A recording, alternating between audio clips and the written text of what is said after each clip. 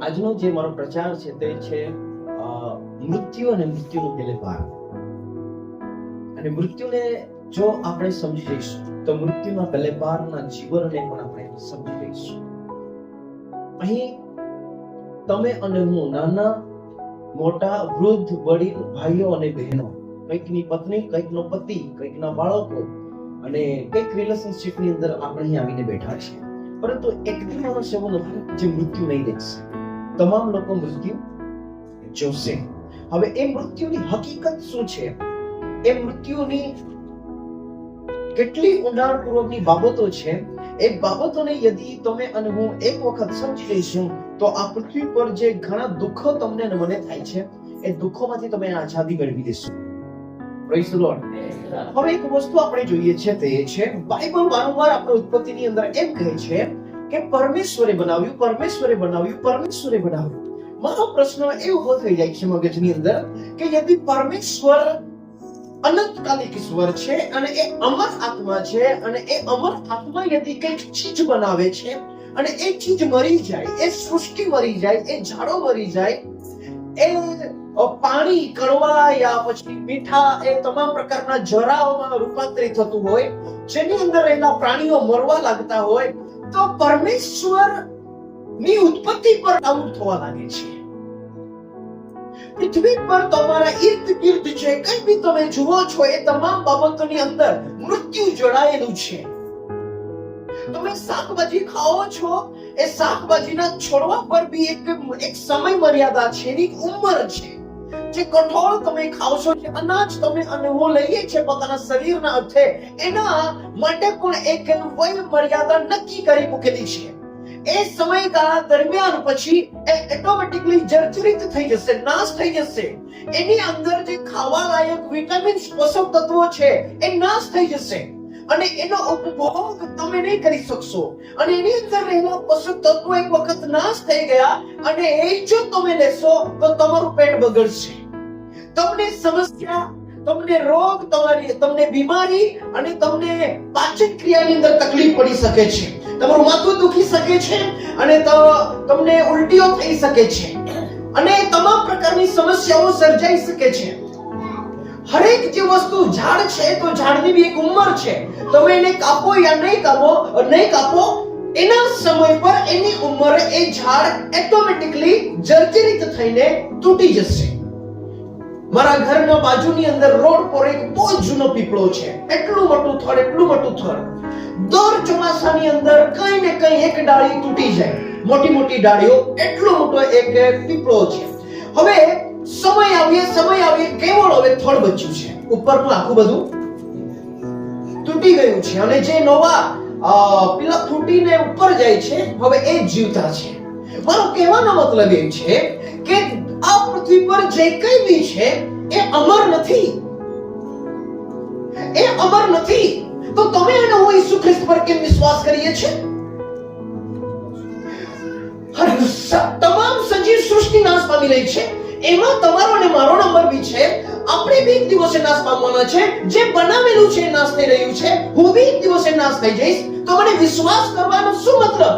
મારે 60, 70 અને 80 વર્ષના સમયગાળા દરમિયાન મારે સારું ખાવું જોઈએ, મારે પીવું જોઈએ, મારે જલસા કરવા જોઈએ, મારે યશો કરવી જોઈએ અને આ 70 અને 80 વર્ષને મારે એવી રીતના જિંદગી જીવવી જોઈએ કે આ જ સ્વર્ગ છે. હલો? નહીં, પણ માણસ માટે બીજું કોઈ ઓપ્શન નથી ને. આપણે મૃત્યુ પામી રહ્યા છે ને. શું મૃત્યુના પહેલે પારની દુનિયા તમે જોઈ? મૃત્યુના પહેલે પારની દુનિયાને તમે જોઈ? ના, નથી જોઈ. તમને કોણે કીધું કે મૃત્યુની પહેલે પારની દુનિયા સારી છે? કેમ કે ત્યાં જે જાય છે તે રિટર્ન આવતો નથી અને તે દુનિયા કેવી છે તે કોઈને કહેતો નથી. નવાઈની વાત એ છે, દુનિયામાં નથી જઈ શકતું માંસ, નથી જઈ શકતું લોહી, નથી જઈ શકતા હાડકા. મને એવું ભાસે છે કે માણસનું અસ્તિત્વ શમશાન પર ખતમ થઈ જાય છે અને ત્યાંથી એના ચેપ્ટર પર એક ક્લોઝિંગ ટાઈમ લખી દેવામાં આવે છે અને એ ક્લોઝિંગ સમય પછી એમનું સ્મરણ આ પૃથ્વી પરથી ગાયબ થવા લાગે છે. એનો ઇતિહાસ ખતમ થઈ જાય છે. તમારો અને મારો ઇતિહાસ છે મારો ઇતિહાસ 35 વર્ષનો છે, તમારો ઇતિહાસ 37, 40 વર્ષનો, 45 વર્ષનો, આ તમારો ઇતિહાસ છે, મારો ઇતિહાસ આ છે. આ ઇતિહાસ પછી હવે મેં ગત દિવસોની અંદર મારા ભાઈઓને કીધું, હવે 35 પરમાં આવી ગયો છું, પ્રભુએ 70 ઓછામાં ઓછા કીધા છે અને બોલના કારણે 80, મતલબ હવે મારો ગ્રાફ ડાઉન થવા લાગશે. મારી જુવાની જે હવે રસદાર હતી એ હવે શું થવા લાગશે? કરમાવા લાગશે. હવે ત્યાંથી ધડાવ વાળો રસ્તો મારો શરૂ થઈ જશે. મારા વાલાઓ જે સમજાવવા માંગુ છું ને તમે ધ્યાનથી સાંભળો. એક વચન ખોલો, ઉત્પત્તિનું પુસ્તક એનો પહેલો અધ્યાય અને વચન વાંચશો બ્રધર, 30મી કલમ. અને પૃથ્વીનો હરેક પશુ તથા આકાશમાંનો હરેક પક્ષી તથા પૃથ્વી પર પેટે ચાલનારું હરેક પ્રાણી જેમાં જીવનનો શ્વાસ છે, તેઓના ખોરાકને સારું મેં સર્વ લીલોતરી આપી છે અને તેવું થયું. સર્વ લીલોતરી આપી છે અને તેવું. તો પરમેશ્વર પ્રબંધ કરી રહ્યા છે અને એ પ્રબંધની અંદર એ શું વ્યવસ્થા કરે છે? હરેક જીવને પોતાનું જીવન ટકાવવા માટે કંઈક ખાવા માટે આપે છે. એનો મતલબ સીધો સંબંધ છે તમારા અવયવોનો સંબંધ પૃથ્વી પરના શાકભાજી સાથે, કઠોળ અનાજ સાથે તમારા શરીરનો સંબંધ છે, તમારા જીવનો સંબંધ છે, તમારા હાડકાઓનો સંબંધ છે, તમારા માંસનો સંબંધ છે, તમારી ચામડીનો સંબંધ છે, તમારા વાળનો સંબંધ છે. જો તમે એ ખોરાક નહીં લેશો તો ચાન્સીસ 100% છે કે તમે નાશ પામી શકશો, યા પછી તમે મૃત્યુ પણ પામી શકો છો. એનો મતલબ મારી ઉંમર હવે કન્ડિશનલ થઈ ગઈ, શરત પર આધારિત મારી ઉંમર આવી જાય છે. મથુસેલાહ જે 969 વર્ષ જીવ્યો, હાઈએસ્ટ વર્ષ આ પૃથ્વી પરના 969 વર્ષ છે. આદમ 930 વર્ષ સમથિંગ જીવ્યા છે. એનાથી વધારે ઉંમરના વ્યક્તિઓ આ પૃથ્વી પર જોવા નથી મળતા. સમય આવ્યો, એ ઉંમર 120 વર્ષની થઈ અને 90મા અધ્યાયથી શાસ્ત્રો જ્યારે આવે છે તો કહાની બદલાઈને 70 અને બળના કારણે 80 વર્ષ પાછા આવી જાય છે. હવે મારી વાત તમે ધ્યાનથી સાંભળશો.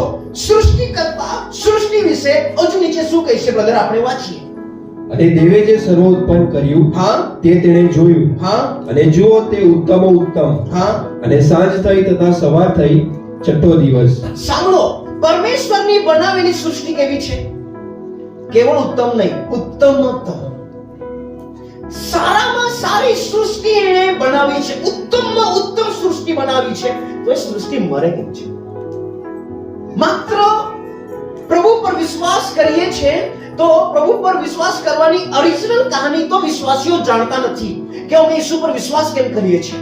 આપણામાંના 99% લોક તો આપણે બીમાર હતા અને પ્રભુ પાસે આવ્યા, દેવના દાસોએ પ્રાર્થના કરી અને પરમેશ્વરે છુટકારો આપ્યો, એના લીધે આપણે વિશ્વાસ કરીએ છીએ. યદિ તમે એના લીધે વિશ્વાસ કરો છો તો આવનાર સમયમાં તમે ખોવાઈ શકો છો. તમે શ્રાપ, તમારા જીવનની અંદર શ્રાપ હતો, તમારા ઘરમાં શ્રાપ હતો, દેવના દાસો આવ્યા અને પ્રાર્થના કરી અને તમે પ્રભુને કેવળ એ તમને છોડાવનારના રૂપની અંદર તમે એનો અંગીકાર કર્યો છે, તો આવનાર દિવસોની અંદર તમે પ્રભુ ઈસુ ખ્રિસ્તને છોડી શકો છો. તમારા જીવનની અંદર ઘણી બીમારીઓ હતી અને બીમારીઓમાંથી તમે સારા થઈ ગયા, અને એવી રીતના યદિ તમે પ્રભુ ઈસુ ખ્રિસ્ત પર વિશ્વાસ કરો છો તો તમે આવનાર દિવસમાં પ્રભુ ઈસુ ખ્રિસ્તને છોડી શકો છો.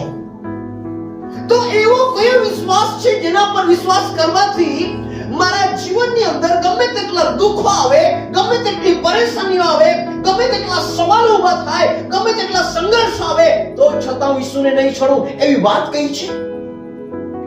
ઘણા લોકોની ગવાહી એ છે, પરમેશ્વરે મારા જીવનમાં અદ્ભુત રીતથી કામ કર્યું છે, માટે હું ઈશ્વરને નહીં છોડીએ. મારો પ્રશ્ન એ છે, અદ્ભુત કામ શું કરેલું કામ? એ કયું કામ છે? શું એ કામ વિશે તમને ખબર છે? એ કયું કામ છે કે એ કામ પરમેશ્વરે તમારા અને મારા જીવનની અંદર કર્યું અને એ કામના કારણે આપણે વિશ્વાસ કરીએ છીએ.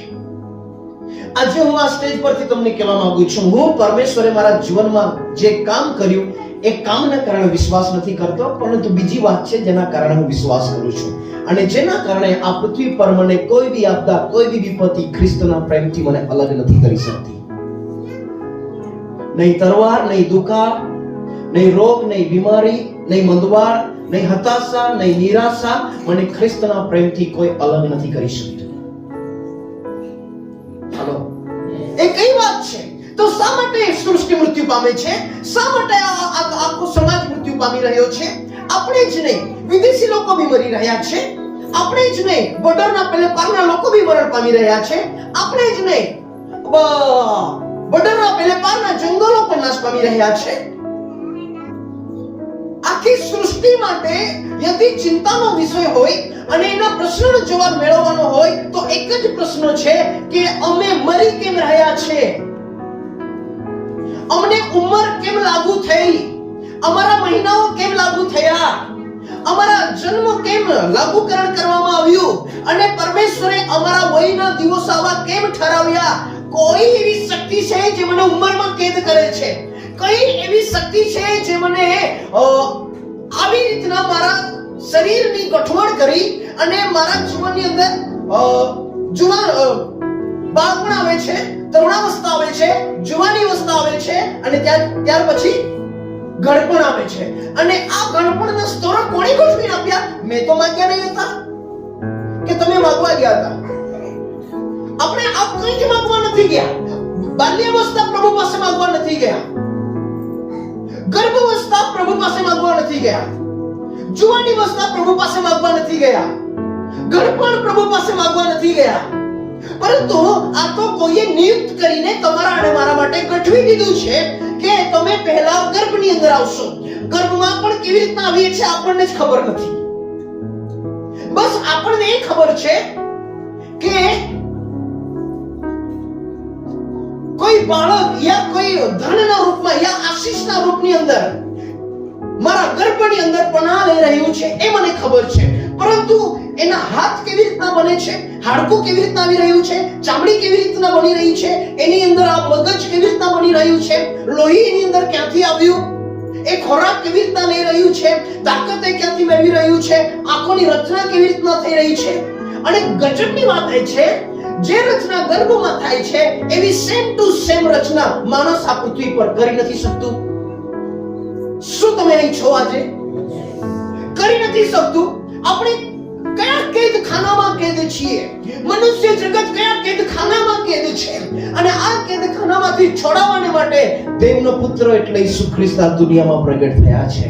હાલેલુયા, હાલેલુયા, ઈસુ પ્રભુ કી. હવે એક વાત ધ્યાનથી સાંભળશો. પરમેશ્વરે ઉંમર નક્કી નથી કરી. પરમેશ્વરને આપણે મજબૂર કર્યો છે કે મારી ઉંમર ઠરાવ. આદમને જ્યારે પરમેશ્વરે બનાવ્યો તો એને બાળપણમાં નહીં બનાવ્યો.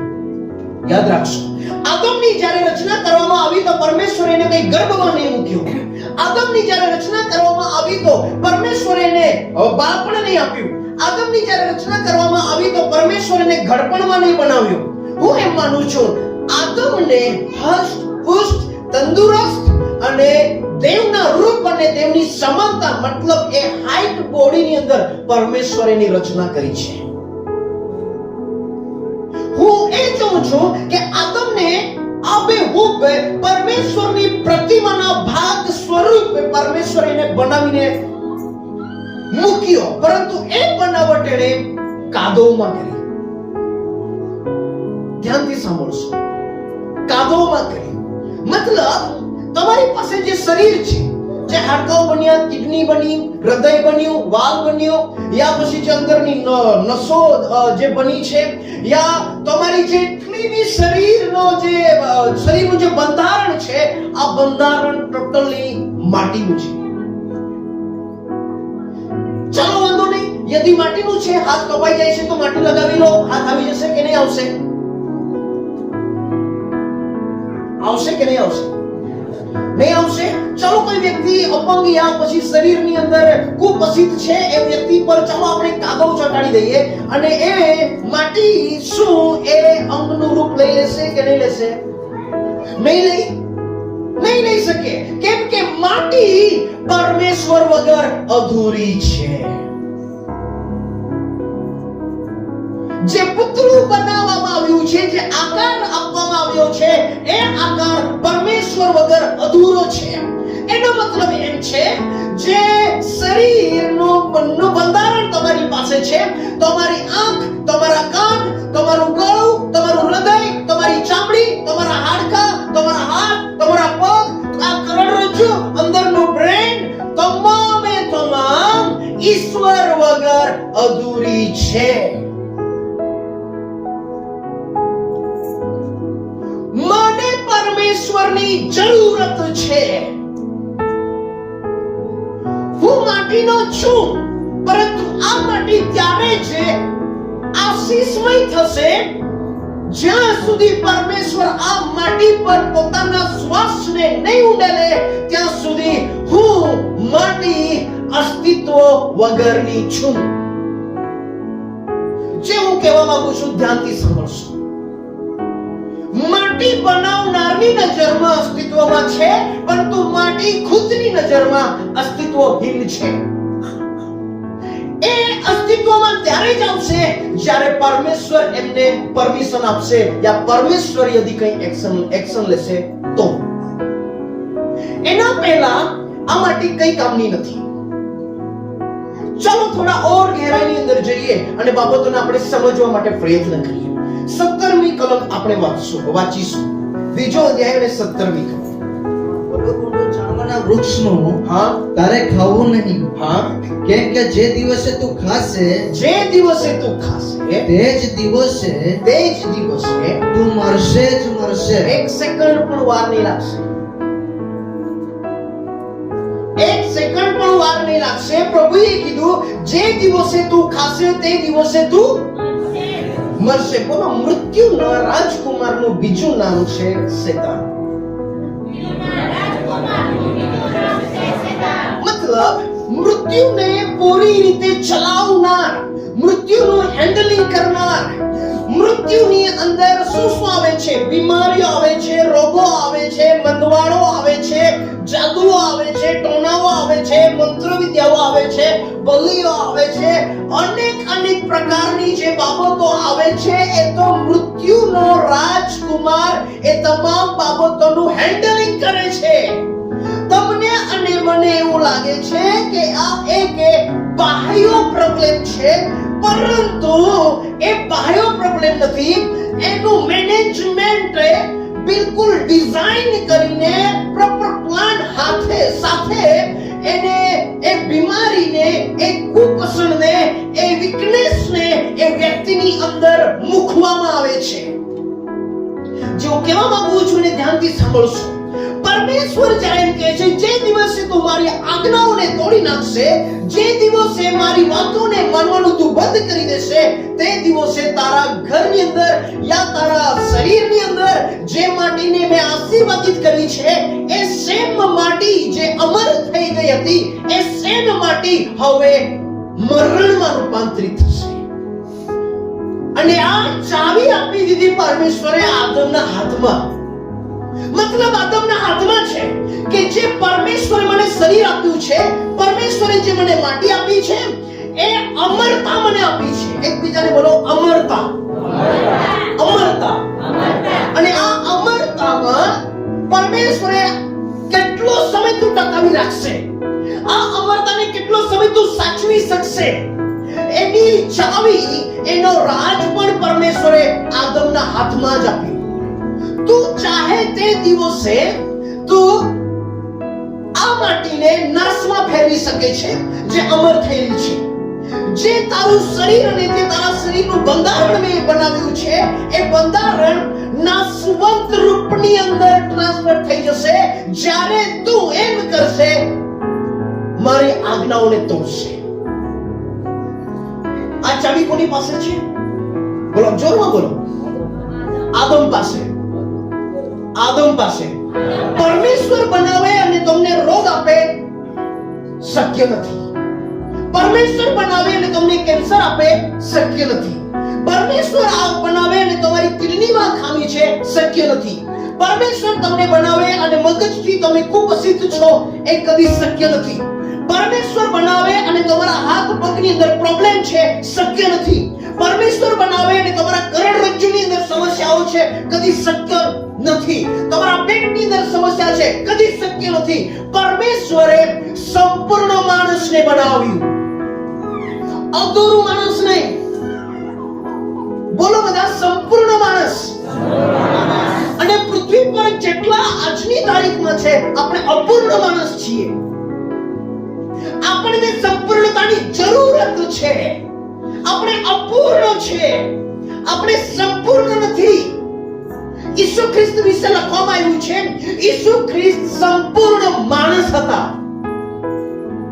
ઈસુને છોડીને આ પૃથ્વી પર સંપૂર્ણ માણસ કઈ થયું જ નથી. માણસ આ એક પ્રાણી છે, પરંતુ આ પ્રાણીનું નામ માણસ છે. જેમ કાગડો એક પક્ષી છે, પરંતુ એનું નામ કાગડો છે. હંસ એક શું છે? પણ એનું નામ. એવી રીતના હું એક પ્રાણી છું, પરંતુ મારું નામ માણસ છે. હવે ધ્યાનથી સાંભળો. પરમેશ્વરે કોઈ બીમારીને પરમિશન નથી આપી તમારા માંસની અંદર આવવા માટે, તમારા હાડકાની અંદર આવવા માટે. અને પરમેશ્વરની રચનામાં એવું છે પણ નહીં. પરંતુ આ ચાવી છે હવે આદમના હાથમાં. અને એ બાબતને લેવા માટે આ રાજ જાણે છે આપણો શત્રુ શૈતાન.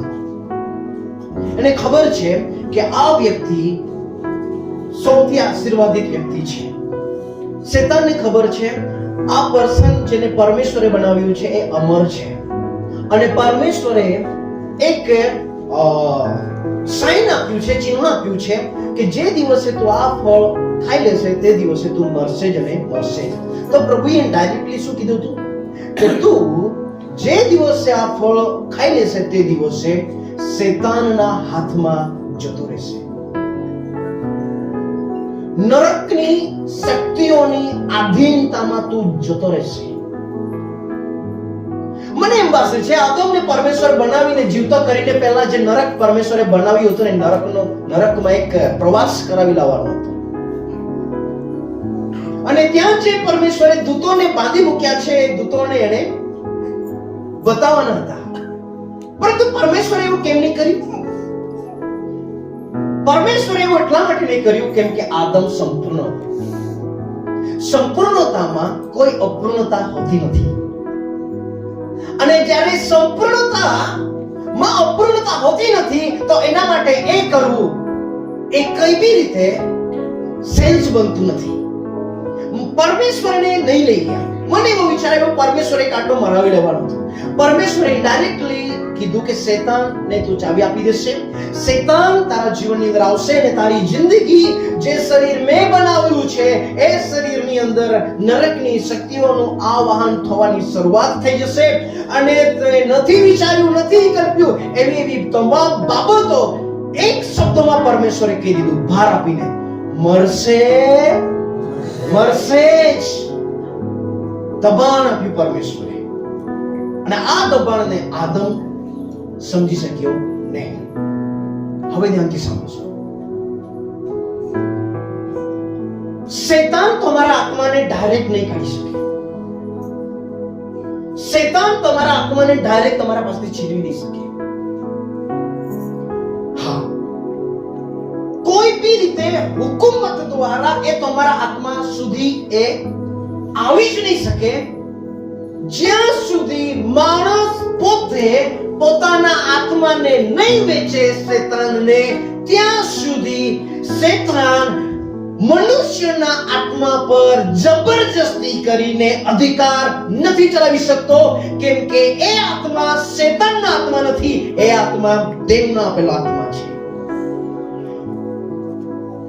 અને એ દેવનો આત્મા આપેલો હોવાને કારણે ચાહે એ પ્રભુ ઈસુ ખ્રિસ્ત પર વિશ્વાસ કરે યા નહીં કરે, ગમે તે જાતિ, બોલી, ભાષા, ધર્મનો વ્યક્તિ હોય, શૈતાન કોઈ બી રીતે એ આત્મા પાસે પહોંચી શકતો નથી.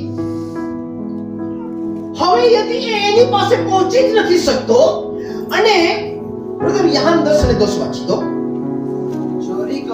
ચોરી કરવા, મારી નાખવા તથા નાશ કરવા સિવાય બીજી કોઈ મતલબથી ચોર આવતો નથી. ચોર આવતો નથી એનો મતલબ શૈતાન જે છે એની પાસે એક પેટર્ન છે અને એને ચોરનું નામ આપવામાં આવ્યું છે. એનો મતલબ શું છે શૈતાન વ્યક્તિને એટલો કન્ફ્યુઝ કરે છે, એટલો હેરાન કરે છે, એટલો પરેશાન કરે છે કે ન ચાહતા એ વ્યક્તિ આત્માનો સોદો શૈતાન સાથે કરી બેસે છે. જ્યાં સુધી વ્યક્તિ ચાહે પ્રભુ ઈસુ ખ્રિસ્ત પર વિશ્વાસ કરે યા નહીં કરે, એ વ્યક્તિ એને અધિકાર નહીં આપશે, એ વ્યક્તિ એને પરમિશન નહીં આપે, એ વ્યક્તિ પોતાનો આત્મા એને નહીં વેચે, ત્યાં સુધી શૈતાન પણ એના આત્માને કંઈ નથી કરી શકતો, કંઈ જ નથી કરી શકતો. તો શૈતાન પાસે શું બચે છે?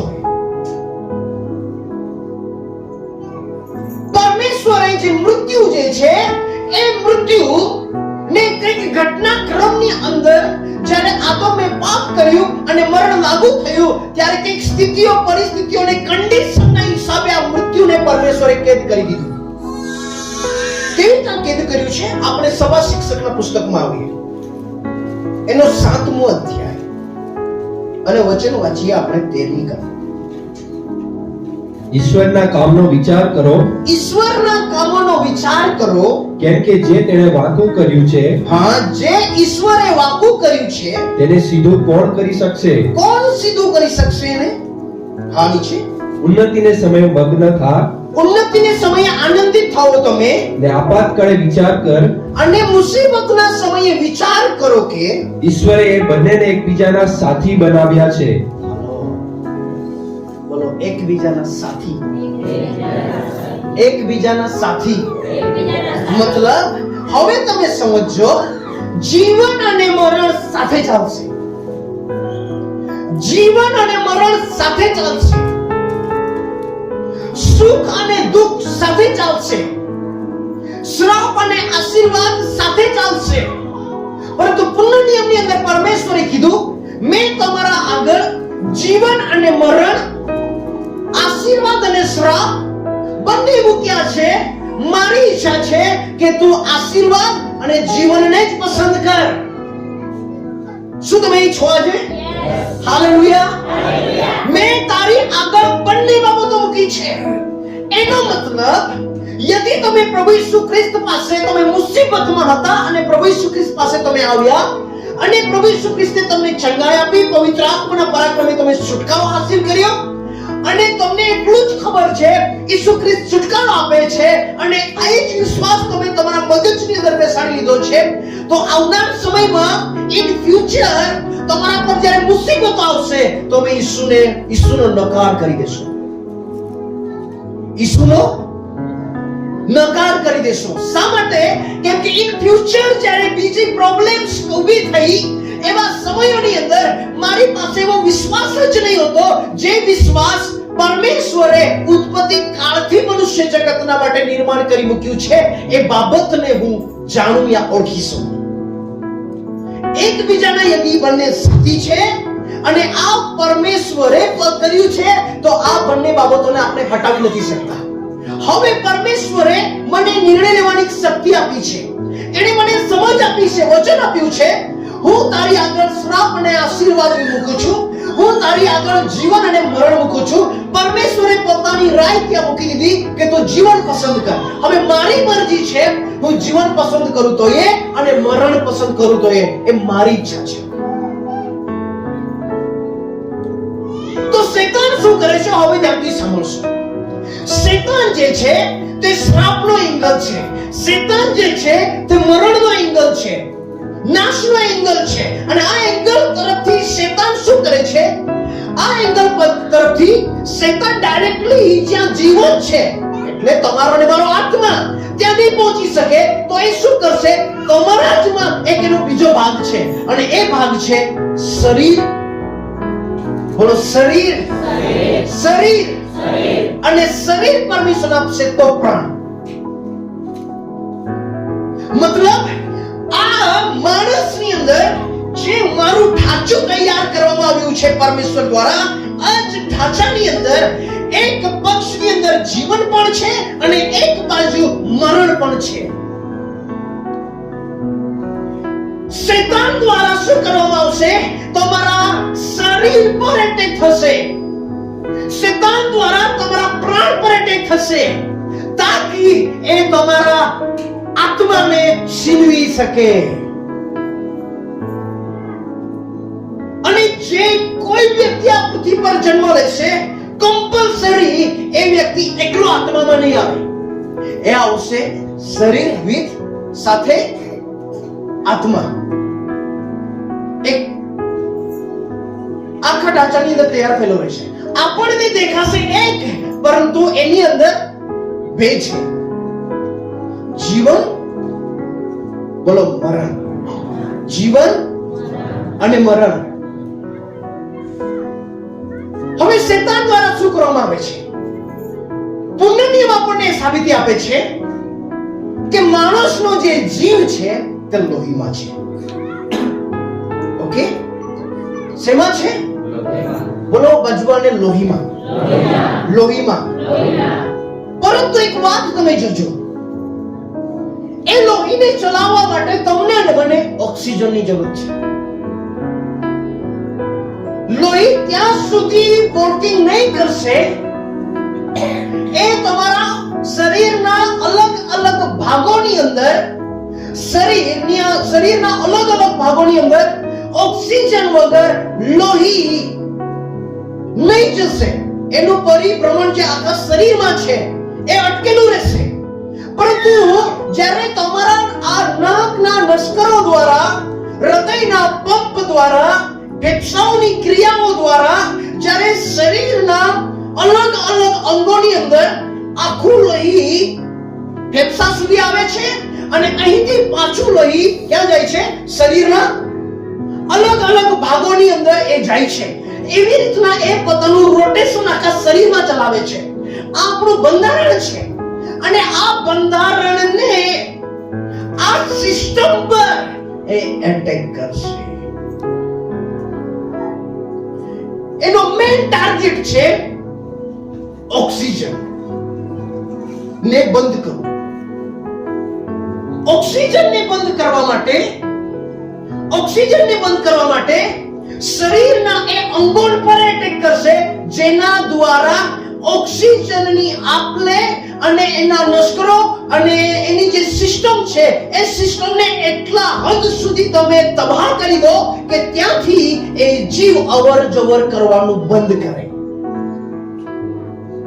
માટે હાર્ટ એટેક, હૃદયની બીમારીઓ, ગભરામણ, માંસની બીમારીઓ, લોહીની બીમારીઓ, વાળની બીમારીઓ, ફેફસાની બીમારીઓ, કેન્સરો, હાડકાઓની બીમારીઓ એ તમારા અને મારામાં એક બહાનું છે.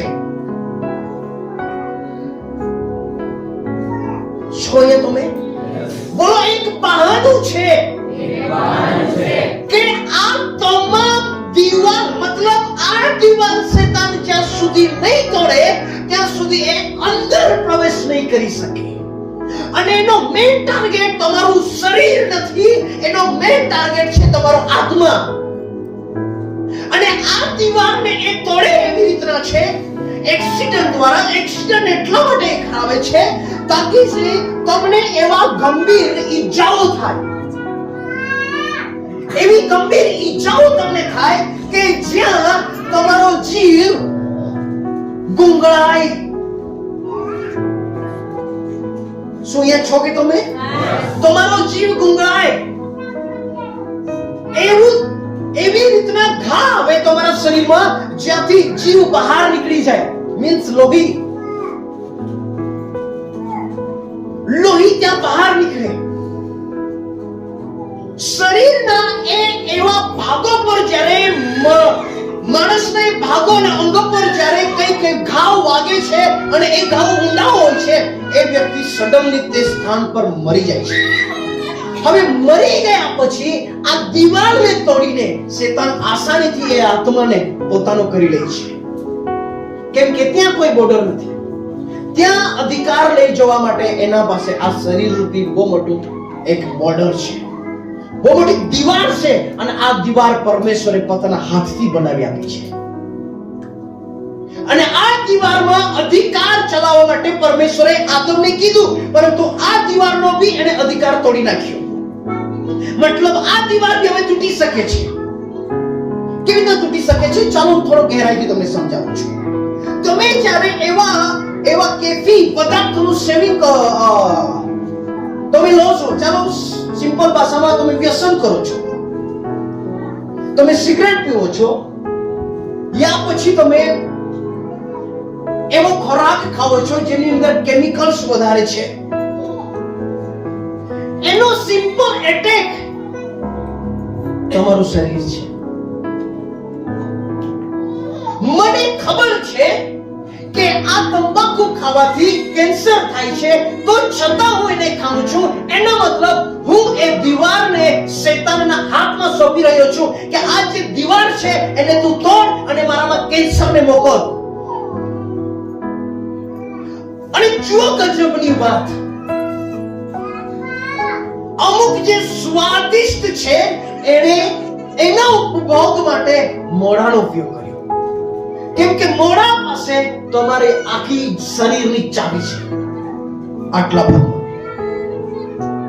તમારી જિંદગીની ચાવી અહીંયા છે. અહીંયા નાક બી છે, અહીંયા મોઢું બી છે, અહીંયા કાન બી છે અને અહીંયા આંખ બી છે. અને જે આ બધાને દિશા નિર્દેશ આપે છે એ મગજ બી અહીંયા છે. હવે શું કરે છે શૈતાન? જ્યારે તમારા જીવનની અંદર કંઈક કેફી પદાર્થને કારણે તમને કેન્સર જેવી પરિસ્થિતિઓ થાય છે, તો શૈતાન એક્ચ્યુઅલી ચાહતો હતો કે તમને કેન્સર થાય, પણ ડાયરેક્ટ નહીં આપી શકે ને. એટલા માટે એણે તમારામાં એક શોખ ઉત્પન્ન કર્યો. શોખ શું ઉત્પન્ન કર્યો? કે આ ખાવાથી થોડું મને ફ્રેશ થઈ જવાય છે, આ ખાવાથી થોડું મને થકાન જેવું ઉતરી જાય છે, યાદ આવે છે, તલપ જાગે છે. મજાકમાં નહીં લેતા આ વસ્તુને. આ વસ્તુ કોઈ દિવસ મજાકમાં નથી. શૈતાન એ દીવારને કમજોર કરી રહ્યો છે અને એ દીવાર પર એ જ્યારે એક નાનકડું ફુલ્લું કરીને ત્યાં કેન્સરનું રૂપ આપી દેશે, ત્યારે તમે અને હું જિંદગી એ રીતથી નહીં જીવીશું જે રીતથી તમારે તમારી જીવી જોઈતી. હવે ખોરાક જે તમારા રસોડા સુધી પહોંચ્યો છે એમાં કઈ ને કઈ જગ્યા પર શૈતાનના પ્લાનિંગો પહોંચેલા છે. એનો એક જ મકસદ છે, શરીરને જર્જરિત કરી નાખો. શૈતાન શોકને હથિયાર બનાવે છે. તમારા અને મારા આકર્ષણના કેન્દ્રને એ હથિયાર બનાવીને આ દીવારને તોડવા માંગે છે. બીજી વસ્તુ, તમારા અને મારા ઘરમાં જે જેટલી બી વસ્તુ આવે છે, ઇવન હાઇબ્રિડ જે બીજ આવ્યું છે, એ બીજ બી પરમેશ્વરના પ્લાન તહેત નથી આવ્યું, એ શૈતાનના પ્લાન તહેત આવ્યું છે. કેમ કે હાઇબ્રિડ બીજની અંદર ઓરિજિનલ બીજ નથી અને એ ખોરાક આપણે લઈ રહ્યા છીએ. પહેલાના સમયમાં છઠ્ઠા, સાતમા, આઠમા ધોરણમાં ભણતા છોકરા અને છોકરીઓ જુબાન રહેતા અને હોઠ પર મૂછ આવી જતી હતી. આજે ના બાળકના શરીરનું બંધારણ જુઓ. એક વસ્તુ ટાર્ગેટ છે અને એ છે તમારું અને મારું શરીર. કેમ કે આ દિવાલ જે દિવસે તોડી નાખશે તે દિવસે એ કોની પાસે પહોંચી જશે? આત્મા પાસે. અને જ્યારે લોક આ બાબતોથી હેરાન થાય છે, પરેશાન થાય છે, શરીરના અંગોની અંદર જ્યારે વીકનેસ આવે છે, હાડકાઓ જ્યારે કમજોર થઈ જાય છે, બીમારીઓ આવી જાય છે, તો આજે આપણે હોસ્પિટલો પાસે જોઈએ, આપણે જોવું પડે છે, રિપોર્ટો કરાવવું પડે છે. પરંતુ હરેક દવાઓના ફાયદા બી છે અને ગેરલાભ બી છે. મારા વાલા, આ શરીરમાં મરણ છે. હર એક્સિડન્ટના પાસે, હર ખોરાકની પાસે તમને અને મને અંદરથી ખતમ કરી નાખો, ફેફસાઓને ખતમ કરી નાખો. તમારા અને મારા વાલ મતલબ હૃદયના વાલને ખતમ કરી નાખો. ઘણી એવી બધી બાબતો છે જેને હું અવગણી કરી શકું છું. આ આદમના એક નિર્ણયના કારણે મૃત્યુ આજે તમારી સાથે સાથે ચાલે છે, મારી સાથે સાથે ચાલે છે. એ ક્યારે તમને અને મને દગો આપી દેશે એની કોઈ ગેરંટી નથી. તમે એમ નહીં સમજો મૃત્યુ દૂર છે. પ્રભુએ કીધું છે એકબીજાના સાથી બનાવ્યા છે. હલો, એકબીજાના સાથી બનાવ્યા છે. શા માટે સાથી બનાવ્યા? કેમ આ બધું પરમેશ્વરે પ્લાન કર્યો? કેમ કે આદમ એક માણસથી રોમનનો પત્ર એવું કહે છે. બ્રધર આપણે વચન ખોલીએ 5મો અધ્યાય અને 12મી કલમ. તે માટે જેમ એક માણસથી જગતમાં પાપ પેઠું એક માણસથી જગતમાં પાપ પેઠું ને પાપથી મરણ, હાલો બસ આટલું બચીશું આપણે. બોલો પાપથી મરણ. તો મરણ સાથે કેમ છે? આ બે બાબતો સાથે કેમ છે? બોલો પાપના કારણે. પાપના કારણે. અને પાપ મને એ ચિહ્ન આપે છે કે મરણ તારી પાસે છે. હવે શું ઓપ્શન છે આ મૃત્યુમાંથી બહાર નીકળવા માટે? ઓપ્શન એક જ આપણી પાસે બચે છે અને એ ઓપ્શન આપણને જોવા મળે છે પહેલા યોહાનના પત્રની અંદર. પહેલું યોહાન એમનો 3જો અધ્યાય અને 4થી કલમથી આપણે વચન વાંચીએ. જે પાપ કરે છે જે પાપ કરે છે તે દરેક નિયમ ભંગ પણ કરે છે, એ વ્યક્તિ નિયમ ભંગ પણ કરે છે. અને પાપ એ જ નિયમ ભંગ છે. પાપ એ જ નિયમ ભંગ છે. તે પાપનું હરણ કરવાને પ્રગટ થયો. હાલેલુયા. તે પાપનું હરણ કરવા, ઈસુ ખ્રિસ્ત પાપનું હરણ કરવા માટે આવ્યા એ તમે જાણો છો, એ આપણે જાણીએ છીએ. અને તેનામાં પાપ નથી. ઈસુમાં પાપ નથી. જે કોઈ તેનામાં રહે છે અને જે કોઈ વ્યક્તિ ઈસુ ખ્રિસ્તમાં રહે છે તે પાપ કરતો નથી. એ વ્યક્તિ પાપ કરી શકતો જ નથી. જે કોઈ પાપ કરે છે હા તેણે તેને જોયો નથી હા અને તેને ઓળખતો પણ નથી. હા. બાળકો કોઈ તમને ન ભમાવે, કોઈ તમને ભમાવી નહીં દે. જેમ તે ન્યાયી છે જી તેમ જે ન્યાયપણું કરે છે જી. તે પણ ન્યાયી છે. Okay, praise lord. નીચે 8મી કલમ પણ વાંચી દેશો. જે પાપ કરે છે હા. તે શૈતાનનો છે, કેમ કે શૈતાન આરંભથી પાપ કરે છે. શું લખેલું છે? જે પાપ કરે છે તે શૈતાનનો છે અને એ આરંભથી પાપ કરતો આવ્યો છે. નીચેની કહાની બ્રધર. શૈતાનના કામનો નાશ કરવાને માટે જી. દેવનો પુત્ર પ્રગટ થયો. તાળીઓ પાડી આપો છો. હાલેલુયા. હાલેલુયા. જગત પાસે આ એકમાત્ર આશા છે. પાપ ઘરમાં નથી, બોલો મારામાં છે. આપણી ગલતફહમી એ છે કે પાપને એમ સમજીએ છે કે એ તો ઘરના એકાદ ખૂણામાં હશે. નહીં, બોલો મારામાં છે, મારા આ માંસમાં છે, મારા હાડકામાં. જ્યાં મરણ છે ત્યાં પાપ છે અને જ્યાં પાપ છે ત્યાં મરણ છે. પાપ કરવા કોણ જાય છે? હાથ જ પાપ કરે છે ને, આંખ જ કરે છે ને, કાન જ કરે છે ને, મોઢું જ કરે છે ને, પગ જ કરે છે ને, આ મગજ જ કરે છે ને. હલો, તમારું અને મારું શરીર વહેંચાઈ ચૂક્યું છે, પણ યદિ તમે પિતા પુત્ર અને પવિત્ર આત્માના નામથી બાપ્તિસ્મા લીધું છે તો તમારું શરીર પાછું રિટર્ન તમને આપી દેવામાં આવ્યું છે. ઓરિજિનલ શરીર જે માટે આદમને માટે રચવામાં આવી હતી એ સેમ અધિકારમાં, સેમ શરતોમાં પરમેશ્વર તમને ઊભા કરી દે છે. પણ એક વાત સાંભળો, પાપ કઈ ભાડે લેવા જવાની જરૂર નથી. પાપ તમારી ને મારી સાથે છે. તમે જીવતા છો મતલબ તમારા અને મારામાંનું પાપ બી જીવતું છે, એમાં કોઈ દોરાઈ નથી. તમે બજારમાં હો ત્યાં તમારી સાથે છે, મારી સાથે છે. હું ઘરમાં હોઉં ત્યાં મારી સાથે છે. હું બેડ પર સૂતો હોઉં ત્યાં મારી સાથે છે. હું કોઈની જોડે વાતચીત કરતો હોઉં ત્યાં મારી સાથે છે. કોઈને કોઈ રીતે, મને કોઈ બી રીતે એને છોડ્યો નથી, કેમ કે જ્યાં શરીર છે ત્યાં શેતાન છે. શેતાન એક દુષ્ટ સાપ છે અને સાપનો ખોરાક ધૂળ છે અને આ માટીને બહુ જ સ્વાદિષ્ટ લાગે છે.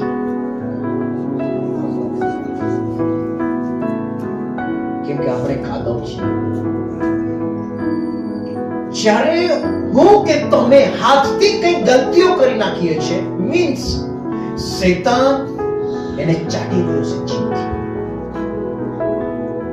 તમે કે હું જ્યારે મુખથી કઈ ગલતીઓ કરીએ છે, એનો મતલબ શેતાનનું પેટ ભરાઈ રહ્યું છે. તમે કે હું જ્યારે કાન અને આ આંખથી કઈ પાપો કરી બેસીએ છે, એનો મતલબ શેતાન તમને અને મને ઉપયોગ કરીને પોતાનો ખોરાક મેળવી રહ્યો છે. સાવધાન વિશ્વાસીઓ, આજની તારીખમાં ચંગાઈ કોઈ મોટી વાત નથી, તમે સારા થઈ જશો. દુષ્ટાત્મા કોઈ મોટી વાત નથી, એ હટી જશે જે બીમારીને પેદા કરી છે. મોટો પ્રોબ્લેમ એ છે, શું તમારા શરીરની સાથે ચાલતું પાપ અને પાપની સાથે ચાલતું મરણ, શું એમાંથી આપણે છુટકારો મેળવ્યો છે કે હજુ બાકી છે? યદિ એ છુટકારા વગર તમે આ દુનિયાને છોડી દેશો, નહીં ચાહતા શેતાને તમને અને મને ખતમ કરી નાખ્યા, ત્યાર પછી તમારી ને મારી પાસે બીજું શરીર નથી. આ શરીરમાં તમે રિટર્ન નથી આવવાના.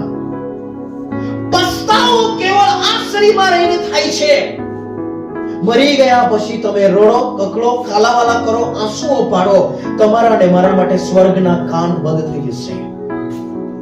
પસ્તાવો ત્યાં સુધી જ થાય છે જ્યાં સુધી પાપ અને મરણ મારી સાથે છે, ત્યાં જ મારે એ પાપનો તિરસ્કાર કરવાનો છે, દ્વેષ કરવાનો છે. એ પાપને મારે ધિક્કારવાનું છે.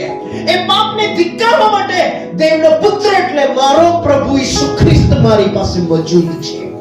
એને સામે રાખું છું અને પાપને અમે ધિક્કાર કરીએ છીએ.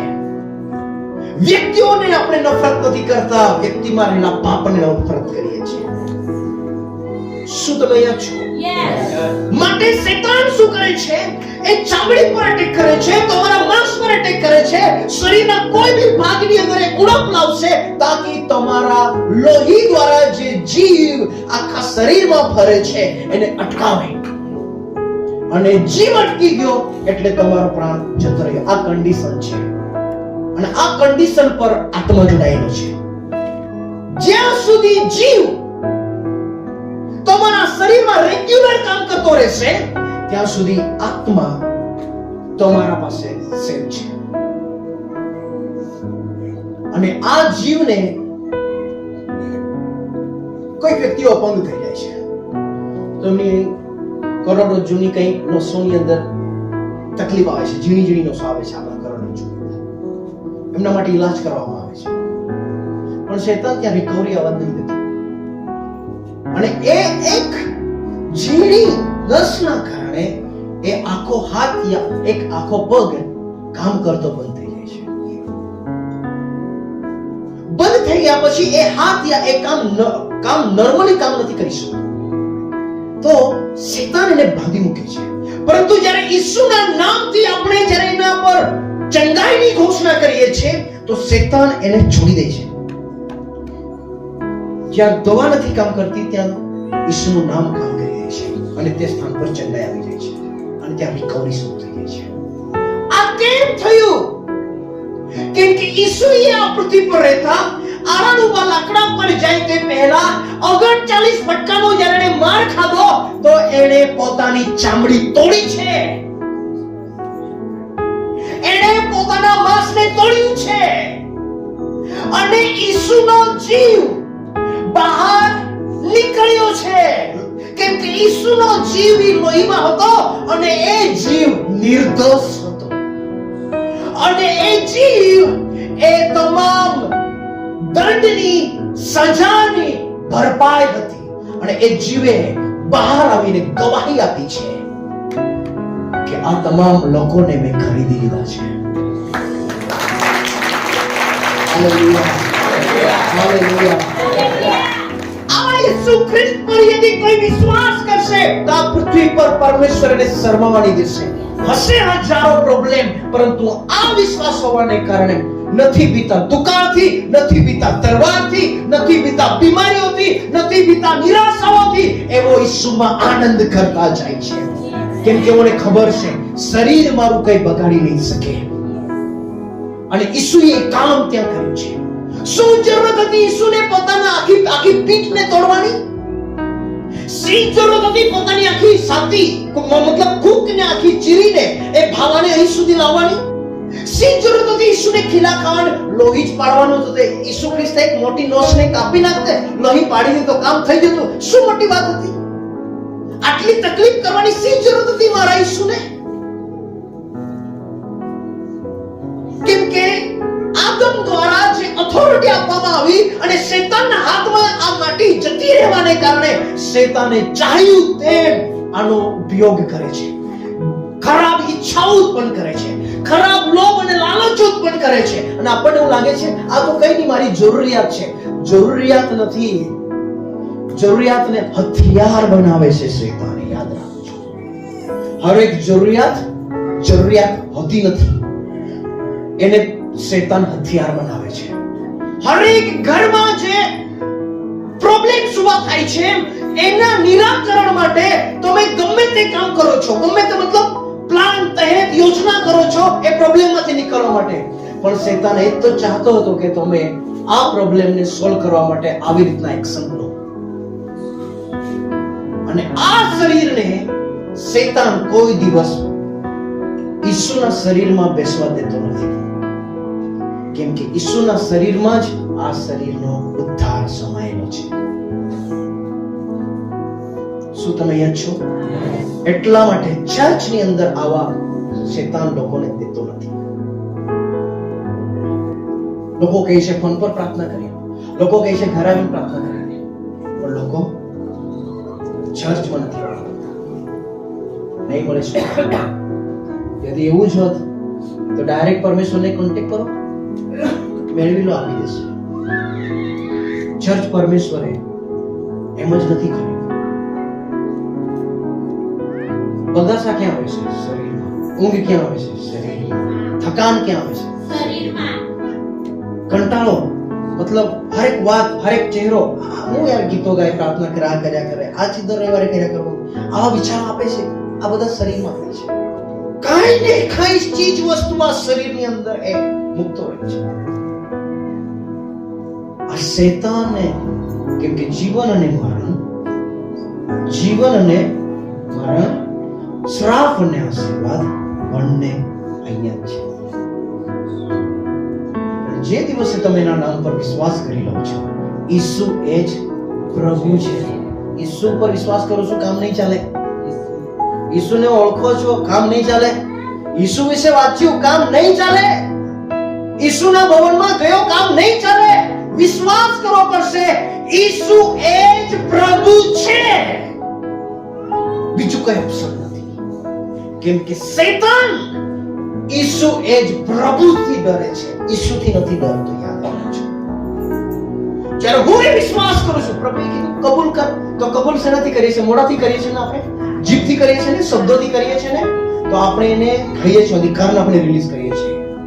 શરીર પર આપણે કહીએ છીએ ઈસુ એ જ મારો પ્રભુ છે, ત્યારે આ શરીર પર ઈસુ અધિકાર આપે છે. Praise lord, hallelujah, hallelujah. અને ઈસુ પ્રભુ એમ નથી બન્યા. ઈસુ પહેલા ઈસુ જ હતા. ઈસુ મૃત્યુ પામ્યો, પવિત્ર આત્માએ ત્રીજે દિવસે ઉઠાડ્યો, ત્યારે પ્રભુએ એને પ્રભુ બનાવ્યો છે.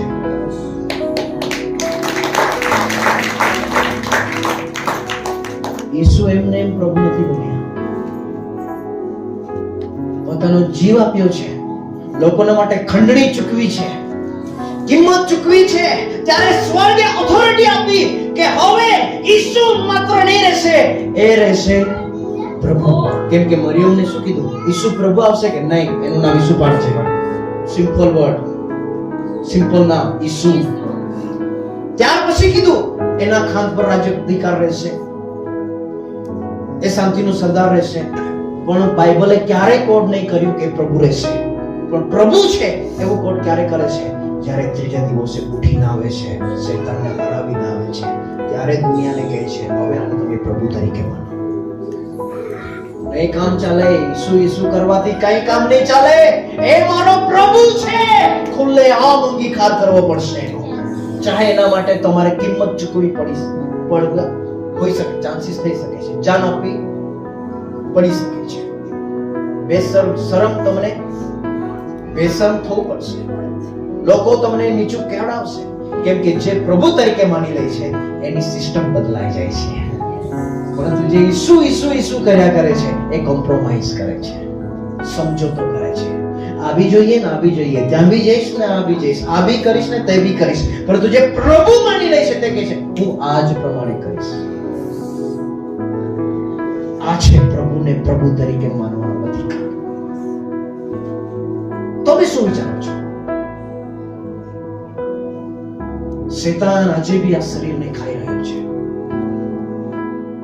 મારા વહાલા, રોકો ને. આપણા પાસે ઈસુ ખ્રિસ્ત છે. રોકો ને, એને તમારા અધિકારનો ઇસ્તેમાલ કરો. હું મારા શરીર પાસે લોભ નહીં કરાવીશ, હું મારા શરીર પાસે લાલચ નહીં કરાવીશ. અને આપણે શું કહીએ છીએ? અમે વિશ્વાસ કરીએ છીએ. મારા આવા વિશ્વાસથી સ્વર્ગ અને છેલ્લા સમયની મુસીબતોની સામે આપણે ટકી નહીં શકીશું. છેલ્લા સમયની મુસીબતોની સામે ટકવા માટે એક જ વસ્તુ છે, નહીં દુકાળ, નહીં તલવાર, નહીં નિરાશા. દેવના પ્રેમથી મને કોઈ મદદ નહીં કરી શકે. આ શરીરને હું વેચીશ નહીં. હરી જાઓ અને તમારું જીવન પરમેશ્વરને સમર્પિત કરો, તાકી પરમેશ્વર તમારા રાજ્યમાં કામ કરી શકે. સો ગોડ બ્લેસ યુ. આપ સૌને આશીષિત કરો. આમેન.